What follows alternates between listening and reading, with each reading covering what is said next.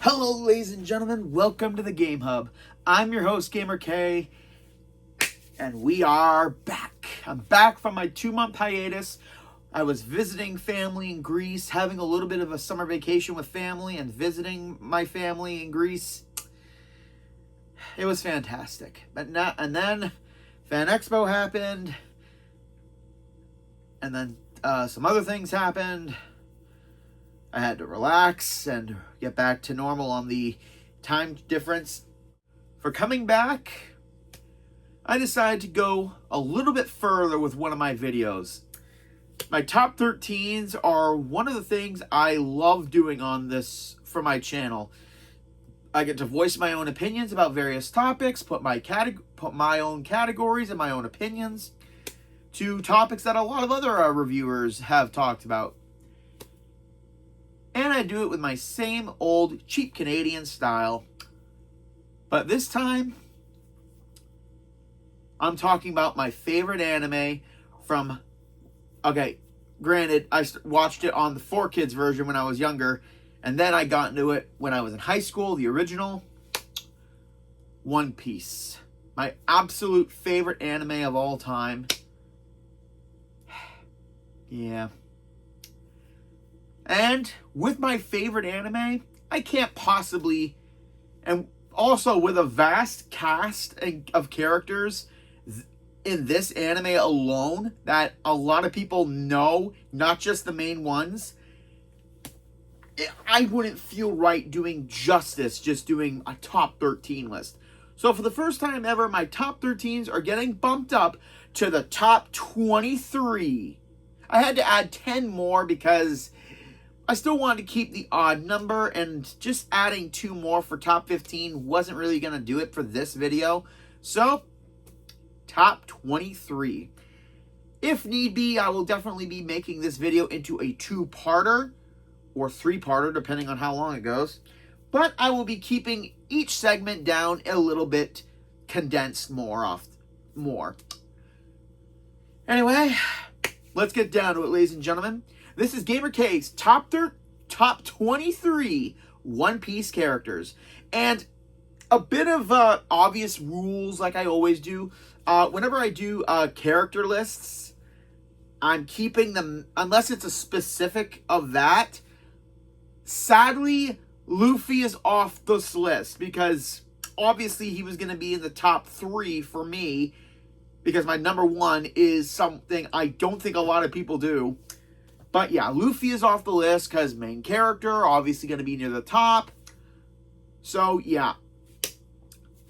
So like I said, let's sail away into the top 23 One Piece characters. And why top 23? Because even though it's up a lot more, here on the Game Hub, only the odd can be number 1. Let's start. You know, there's a trope with a lot of anime characters where the arrogant ones who sometimes help out the main hero usually get their just desserts in the end.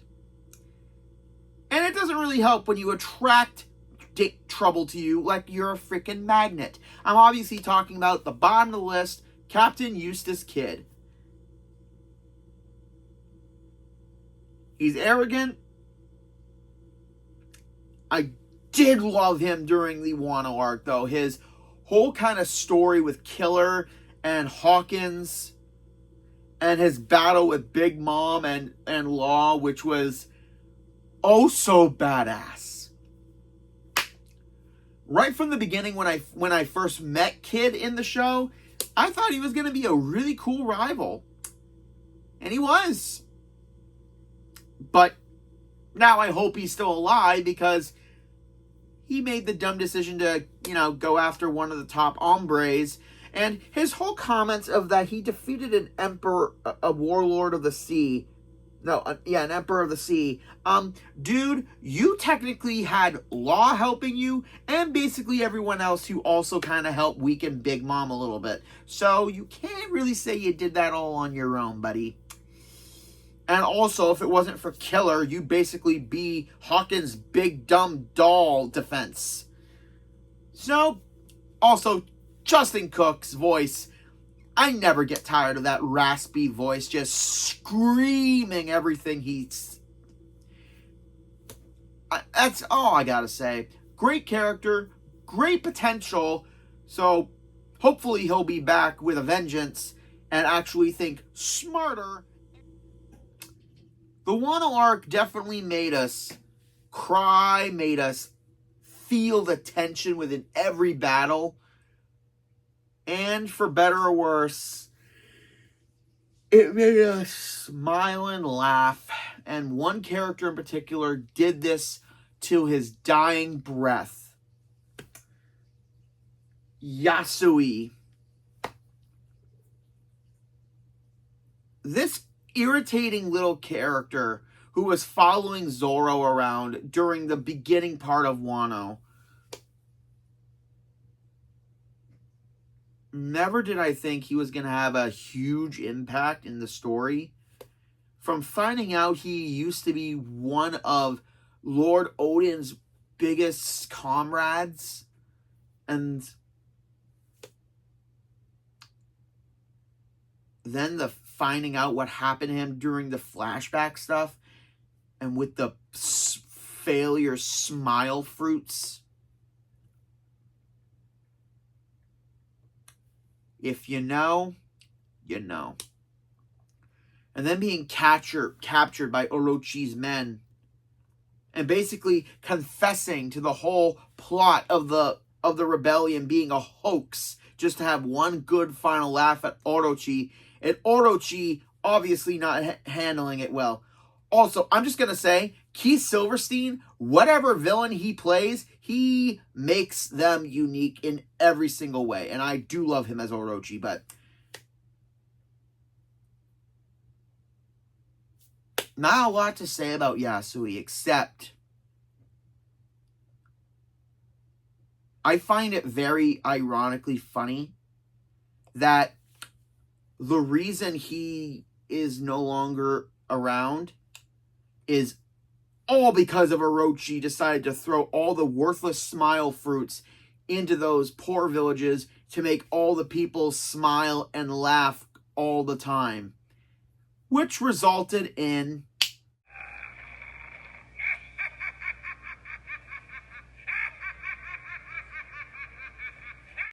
that glorious laugh, that taunting, glorious laugh. Yasui didn't have a lot of screen time in the One Piece world, but he went out smiling. Okay, next up on this list,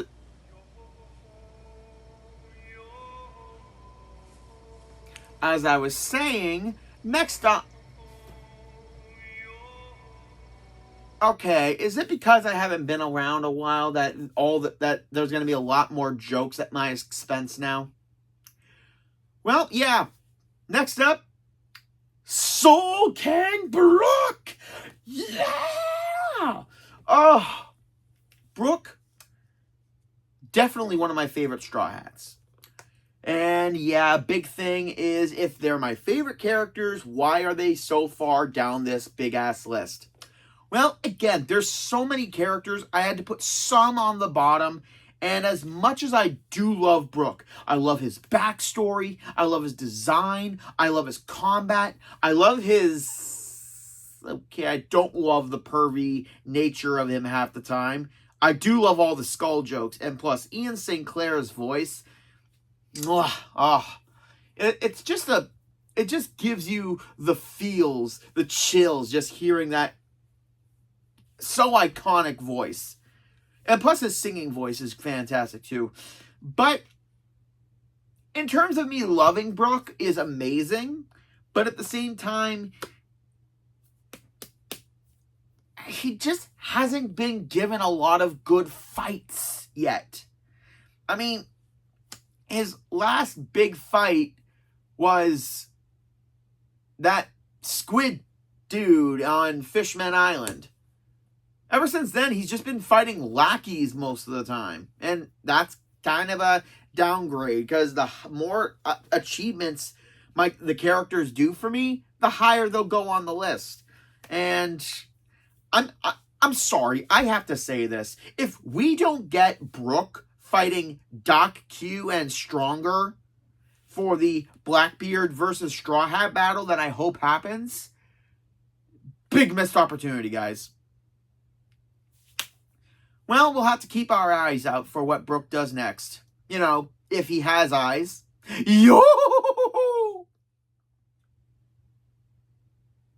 How the hell, in the second longest arc in One Piece, did Oda get the idea to create a wicked-looking design with a Brooklyn accent and a character that's basically the entire One Piece fandom?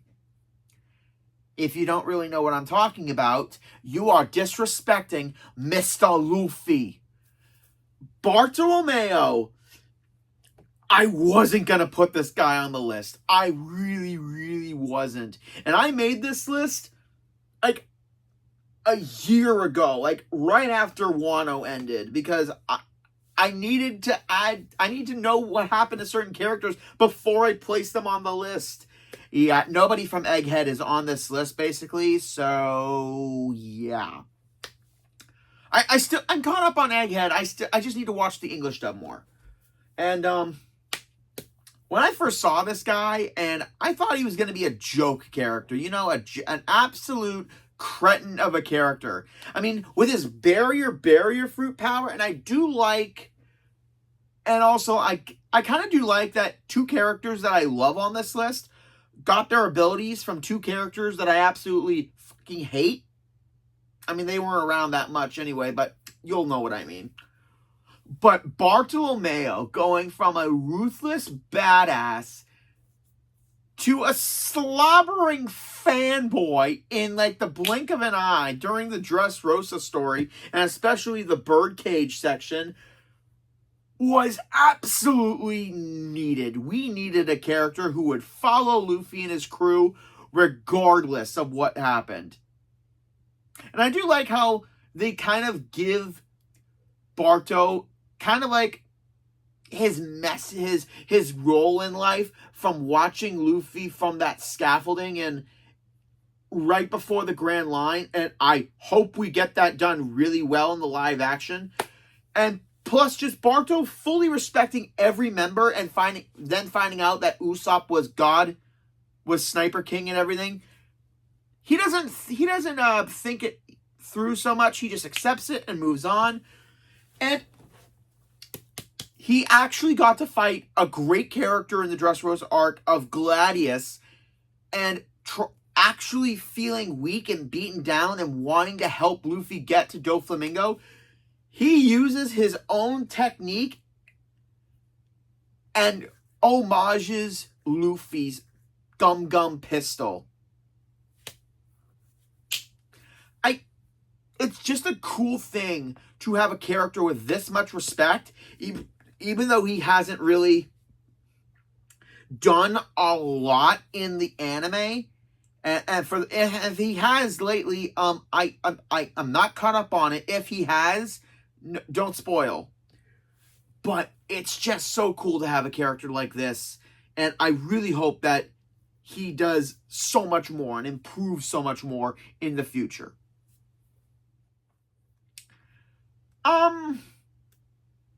As much as he had an impact on the pre-time skip, I'm afraid I have to put the former greatest Emperor of the Sea, again, somewhat with some of the lower hanging fruit on this list. Whitebeard is number 19 on this list. Yeah. I love Whitebeard. He had a great presence right near the start in somewhat of the openings and somewhat talking with Shanks. But it wasn't until, you know, the Marineford War that we got to see this badass old man become even more frickin' badass. Also, seriously, why are so many voices that I know and love being even more badass characters and kind of stereotypes? I mean, an old man who doesn't look like much but is an actual beast protecting his children when they're threatened. Hello? Anyway, Whitebeard gave one of my favorite moments in One Piece. That is a video from years ago where I did my top 13 anime moments. Giving chills down our spine. Fighting a whole bunch of Marines, the warlords, a whole bunch of other soldiers, and then fighting Blackbeard while his minions shoot the living daylights out of him. And then delivering the speech to end all speeches. And dying on his feet. You know what? Whitebeard is maybe kind of low on my list. But at the same time, he'll always be a father to a lot of fans. R.I.P. Edward Newgate.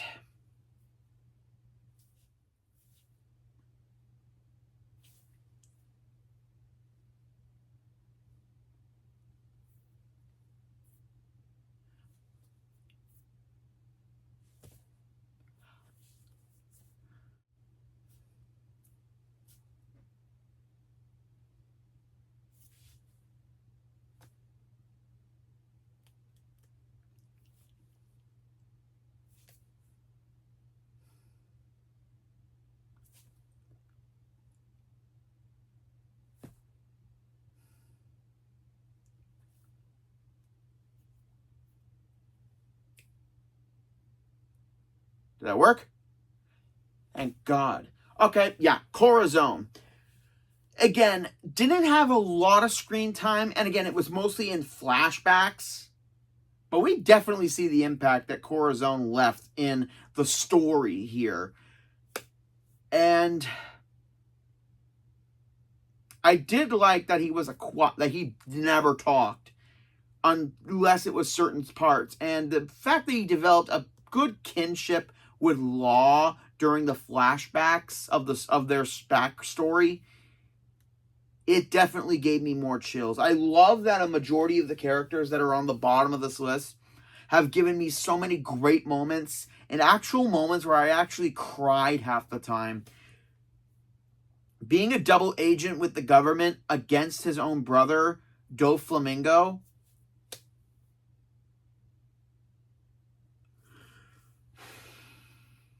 And the fact that he was able to fake out his brother, that Law already escaped. It's a confrontation scene that didn't have to go super over the top with combat and them fighting.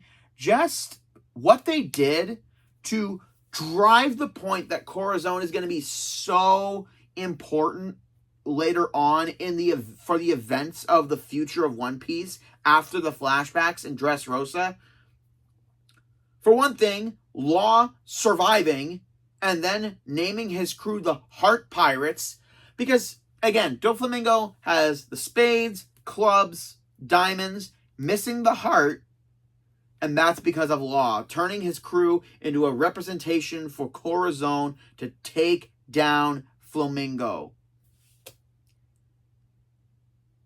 And yeah, I'm going to tell you right now, anybody who doesn't laugh and then cry at this either didn't understand anything or is dead inside.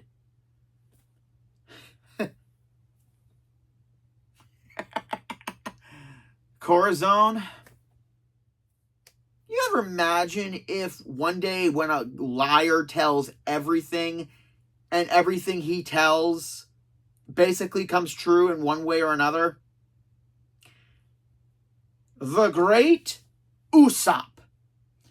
Literally a character that I found annoying right from the get-go. I did not think Usopp was going to be a great character. And then later on, I start to see more about him. And how he basically, he was going to be a character I thought was going to be the constant character in anime where, yeah, they seem like they're going to be doing a lot, but then they're basically just fodder, or they get the easy fights and they instantly win constantly by sheer fucking luck. But Usopp has proven me wrong about that, because we've got this after getting a little bit of bravery in Water 7, Marine Fort. No, not Marine Fort. Ian's Lobby. And then the time jump afterwards. We got to see Usopp grow a lot in becoming this legendary man, this warrior of the sea. And Usopp has had a lot of great moments in the show. From sticking up for the fact that the fight between Miss Merry Christmas and Mr. 4, having a great speech, having the fight between him and Luffy, and then having to suck up his pride later on and fight, to a whole bunch of other moments. And one thing I do love is he does still use tricks in order to get the upper hand, but he's still more combat versatile with all the different plants that he was able to learn about during the 2-year time skip. And I do love that. The only thing, though, is aside from that amazing shot in Dressrosa, that was the last thing we see him doing really well. Because in Wano, he doesn't even take out a member of the Tobe Rappo. Yeah, I thought he was going to be taking out Page 1, but no. And yes, I know that we are in the fight of him and Von Ogre, which I've wanted for so long. And I know there was a hint that Usopp may eat a devil fruit to get the upper hand, but here's what I need. I need Usopp to reject the devil fruit and just beat Von Ogre with his own cunning. I need this win. And God Usopp will not rely on a devil fruit to win. All right, number 16 on the list. We got a great villain finally. Actually, yeah, this is the first villain we have on the list. And very big, going to be a shocking thing for a lot of One Piece fans who are watching this video. The King of the Beasts is lower on the list. Yeah, the man who wanted to die and then constantly gave it his all and kept not dying. The King of the Beasts, Kaido. Yeah, that's the thing. When we are introduced to this guy, it doesn't seem good.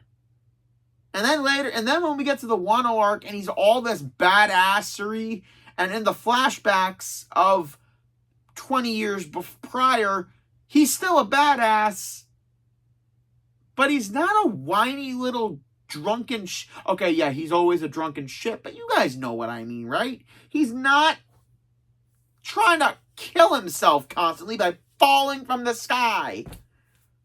Seriously, how did he do that? Did he just go into his dragon form and then to revert back to human and then let himself plummet? I'm sorry, there's just so many things about Kaido that somewhat make sense, but then at the same time, they don't make sense, and it just leaves me head scratching a lot. Although I will admit this, his dragon form is absolutely, yeah. Shenron from Dragon Ball Z, you got nothing on this guy. One thing that, although his amazing form alone isn't enough to give Kaido what he is. And again, being the villain of the whole Wano arc, I thought he was going to be an absolute shit villain, kind of like what we got with Big Mom kind of taking a back seat a lot, when she wasn't on her hunger rampage constantly. Yeah, constantly. I mean, Kaido at least had good moments in the arc. Even in the flashback. I love that even though he's a villain, he demands an honorable fight. When it was him versus Odin, he relished the fight. And yeah, I mean, he wants to die by an honorable fight and everything, but to have it all taken away because Orochi told the old hag to trick Odin during the fight. And then it happens a second time when the CP0 stopped Luffy from getting his attack off, and Kaido thinking he killed Luffy before he got another amazing fight. Again, that's one thing I love about Kaido, is even though he's a monster and he demands control of Wano, when it comes to combat, he's a warrior through and through. And if anybody denies him the honorable fight he wants and demands, you're not going to be living the next day. So yeah, the King of the Beasts may be on the lower half of my list, but he'll always be a great villain that got the weirdest fight of his life. Right off the bat, another villain on this list. And yeah, even though I love villains, sometimes the One Piece villains aren't really saturated throughout the story. Because every time we get a great villain like Kaido, Big Mom, Doflamingo, we get the ones that are also not the best. Like when we got Horty Jones on Fishman Island, and then when we got, you know what? I'm going to say it. As much, I put him on my top 13 anime villains years ago when I first started doing this, not knowing the amazingness that was waiting for me. But Blackbeard isn't that great a villain.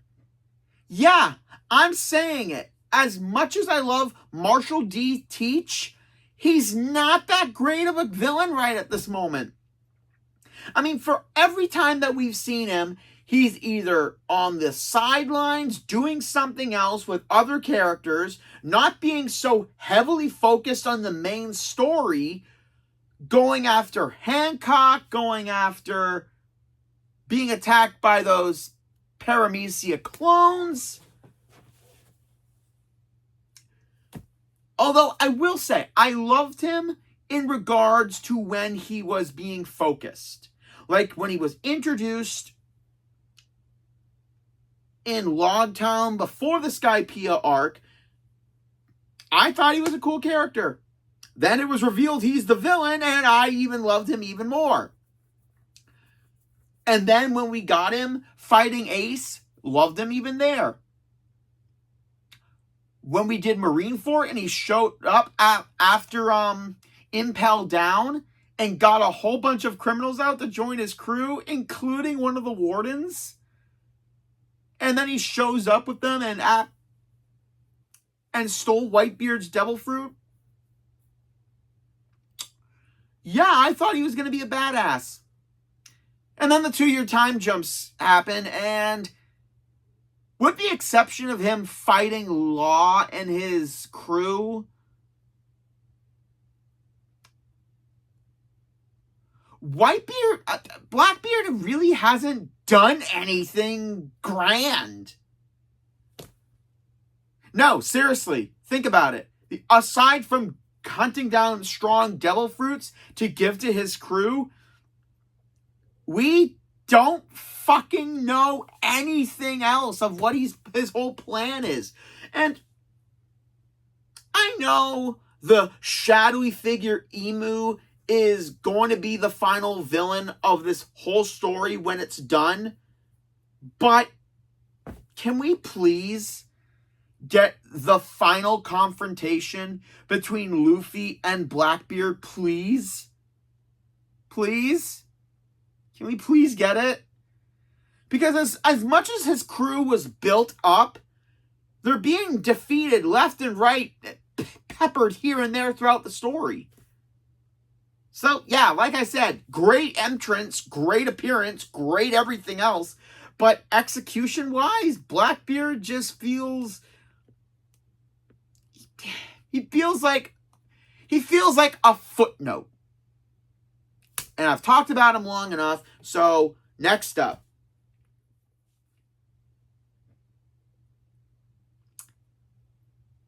I'm going to get a lot of hate for my comments about this character because there are a lot of people who enjoy the subbed over the dub. But I say there are a couple things that the dub does better than the subbed. Case in point, you know him, you may hate him, you may love him, but he always gives a show. I'm talking about the brachio that tiptoes like a mofo. I'm talking about the plague. I don't need to be vague. Anyway, it's Queen of the Beast Pirates. Yes, we all know that. And also, I love that. Okay, can you stop playing it, please?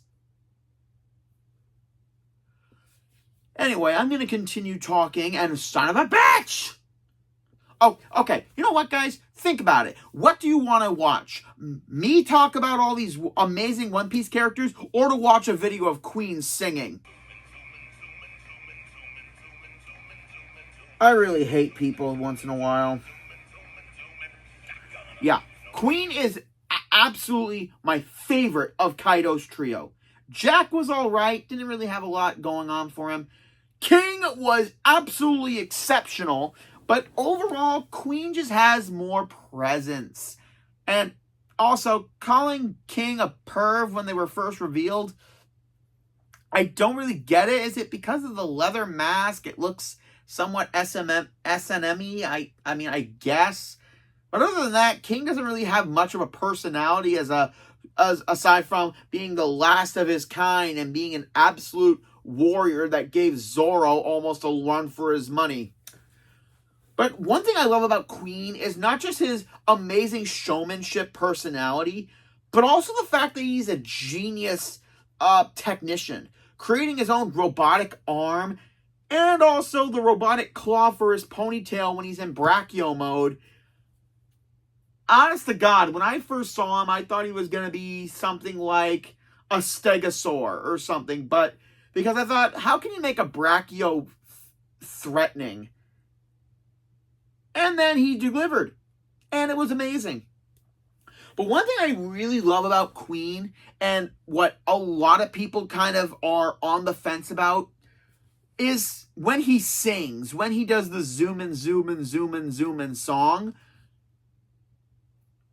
I like the dubbed version better. Because I'm going to say this. Okay, I'm going to play both parts right here and then right here. And you guys tell me where you think I'm going with this.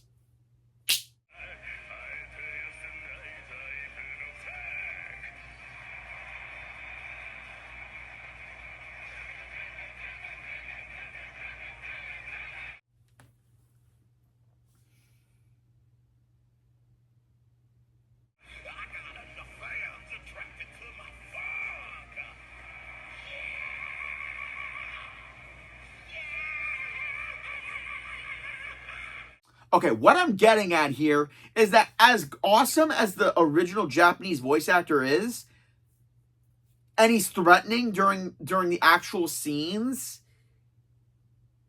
during these scenes, it seems more like he's reading the script instead of singing the script. When you're doing a song in a script, you need to sing it. You can't just talk it out like you're really... I mean, I get he's singing it. He's kind of singing it.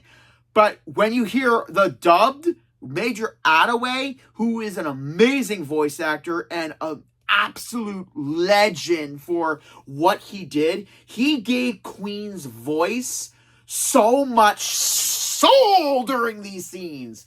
Like, okay, sub version.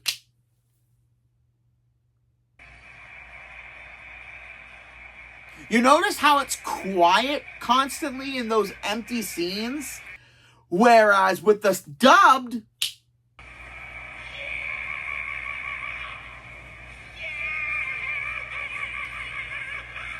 he's giving a performance. It's soulful. And it's amazing. But other than that, Queen is definitely a badass villain and a great character. And his whole interaction and taunting with Sanji is what made him on this list. I was going to put him very much lower, but the fact of the matter is that he doesn't have he doesn't have like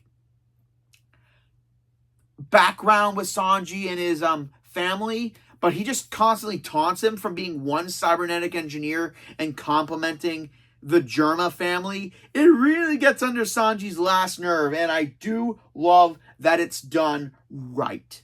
So Queen, you look round as a ball, but it's all muscle, and all your fans love your funk.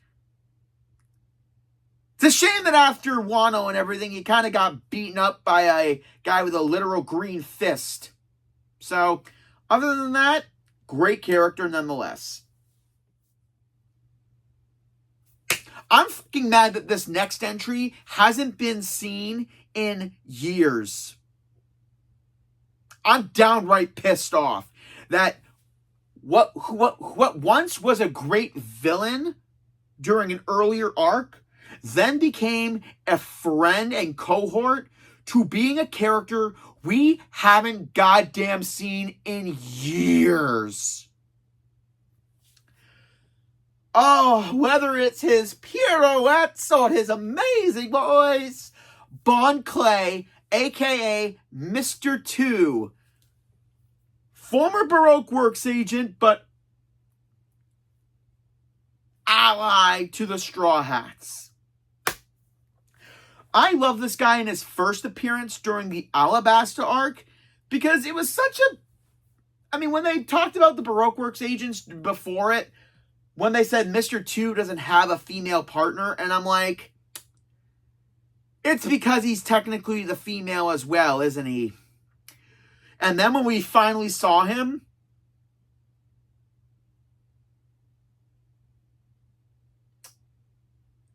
yeah, I'm just going to say this. They definitely made a character that had a lot of flair and a lot of fun energy for being a bad guy. I'm just going to say that whenever they do character designs for villains and they actually make them very diverse and interesting, and when I say diverse, I don't mean that way. I just mean like stylistically diverse.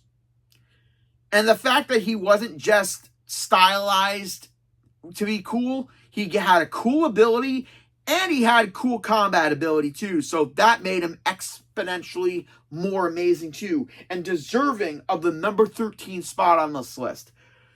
From his fight with Sanji to the scene at Impel Down.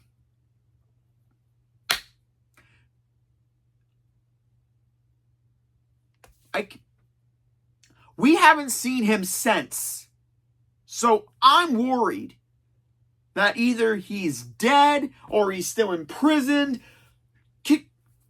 I'm still hoping that near the final battle, all of Straw Hat's allies from around the sea gather together to fight for him, and Bon Clay had better be on there. I swear to God, if he is not on Bartolomeo's ship rallying the troops and also doing a couple pirouettes while doing so, I swear I will riot. Okay, I won't actually riot, but oh boy. Bon Clay, from villain to side character to OG, that, again, we haven't seen in years.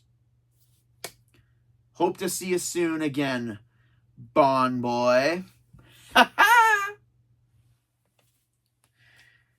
And that's the 13th spot, so I'm going to cut the video here, and part 2 will be out pretty soon.